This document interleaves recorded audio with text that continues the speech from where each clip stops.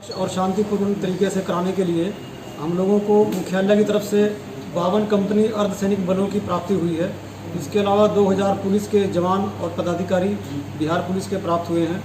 इन सभी को चुनाव ड्यूटी में लगाया गया है। सभी मतदान केंद्रों पर स्टैटिक ड्यूटी के लिए केंद्रीय अर्धसैनिक बलों को लगाया गया है।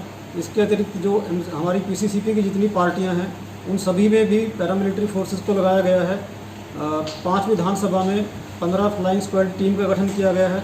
इन सभी टीमों के साथ भी पैरामिलिट्री फोर्स को लगाया गया है।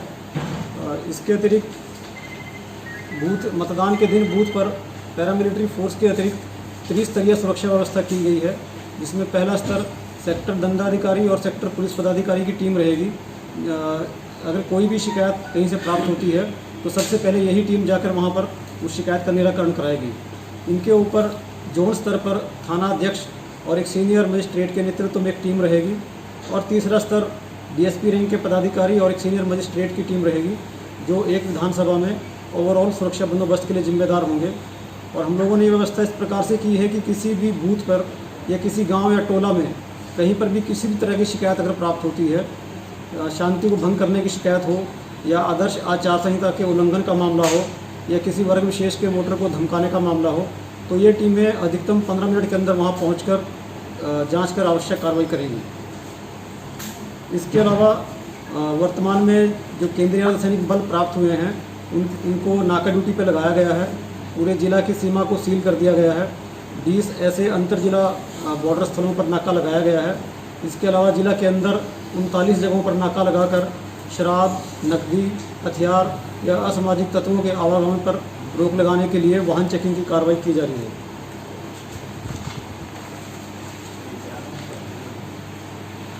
पूरे जिला में 30 एसएसटी की टीम और 30 फ्लाइंग स्क्वाड की टीम अभी लगातार काम कर रही है। इन टीमों के द्वारा पिछले कुछ समय में काफ़ी अच्छी सफलता भी मिली है।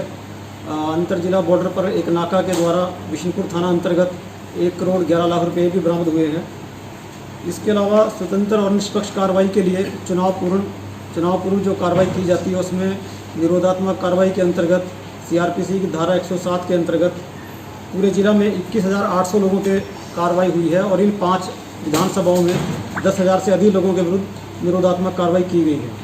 सीसीए के अंतर्गत 464 लोगों को थाना बदर या दूर के थाना पे हाजिरी लगाने के अंतर्गत कार्रवाई की गई है। शराब माफिया के विरुद्ध विशेष अभियान चलाया जा रहा है। सभी थाना के स्तर पर शराब माफिया की सूची तैयार की गई है और इस सूची को केंद्रीय अर्धसैनिक बलों को भी उपलब्ध कराया गया है। उनके द्वारा भी इनके विरुद्ध लगातार छापामारी की कार्रवाई की गई है, जिसमें पिछले 1 महीना में काफ़ी सफलता मिली है और पूरे जिला में 1200 के करीब लोगों को गिरफ्तार किया गया है। 1000 से अधिक केस दर्ज किए गए हैं। अभी तक 32 अवैध हथियार और 151 गोली बरामद हुई है और जिला में 1251 लाइसेंसी आर्म्स हैं, जिनमें से सभी का सत्यापन हुआ है। मात्र 29 लोग उपस्थित नहीं हुए हैं जिनके लाइसेंस को रद्द करने के लिए प्रस्ताव समर्पित किया गया है। पूरे जिला में 274 टोला को वनरेबल टोला के रूप में चिन्हित किया गया है, जहां पर 1000 से अधिक लोगों को कारक मानते हुए उनके विरुद्ध निरोधात्मक कार्रवाई की गई है। और ऐसे टोला और ऐसे क्षेत्रों में विश्वास बहाली उपायों के अंतर्गत सभी ऐसे गाँव में पैरामिलिट्री का फ्लैग मार्च कराया गया है।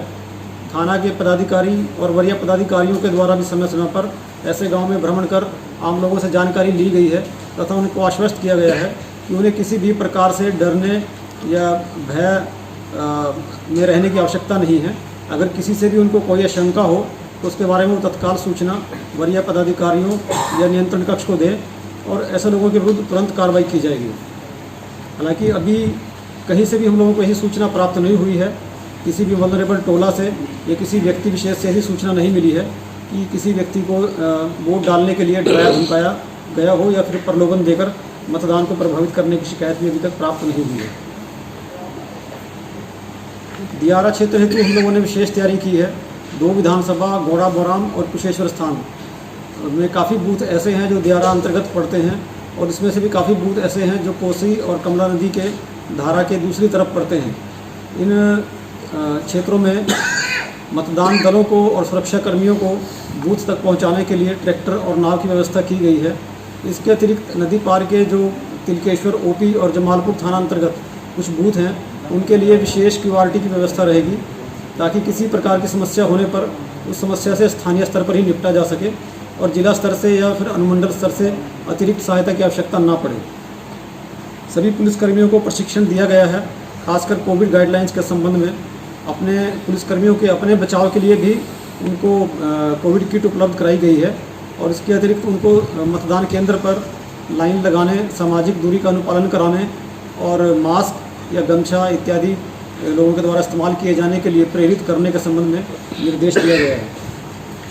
पूरी तैयारी मुकम्मल हो गई है और सभी जो पुलिसकर्मी हैं और केंद्रीय अर्धसैनिक बल हैं उनको स्पष्ट निर्देश दिया गया है।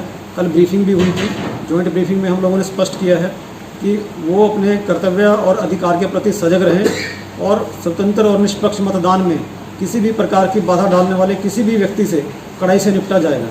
अगर कहीं पर भी ऐसी शिकायत प्राप्त होती है कि मतदान केंद्र पर या मतदान केंद्र के बाहर किसी प्रकार की समस्या उत्पन्न करने की कोशिश की गई या किसी गांव में विधि व्यवस्था को डिस्टर्ब करने, सांप्रदायिक तनाव पैदा करने या मतदाताओं के किसी वर्ग विशेष को डराने, धमकाने या लालच देने की कोशिश की गई, ऐसी सभी मामलों में तुरंत कार्रवाई की जाएगी और इसके लिए नियंत्रण कक्ष और सभी वरीय पदाधिकारियों को लगातार फ़ोन पे उपलब्ध रहने का निर्देश दिया गया है। कुल कितने उम्मीदवारों पर अब तक आचार संहिता का मामला दर्ज हुआ है? पूरे जिला में 33 मामले दर्ज किए गए हैं। सबसे अधिक किस कंस्टिट्यूएंसी में? ये आंकड़ा कंस्टिट्यूएंसी वाइज तो अभी मेरे पास नहीं है। सर, चुनाव के दिन आम लोगों के क्या गतिविधि रहेगी बूथ तक जाने के लिए?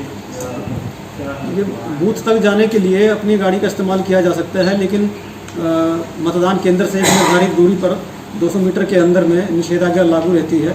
वहाँ से दूर अपनी गाड़ी को पार्क करेंगे, लेकिन मतदाताओं को ढोने के लिए पॉलिटिकल पार्टी या किसी संगठन या किसी व्यक्ति द्वारा वाहनों का उपयोग नहीं किया जा सकता है।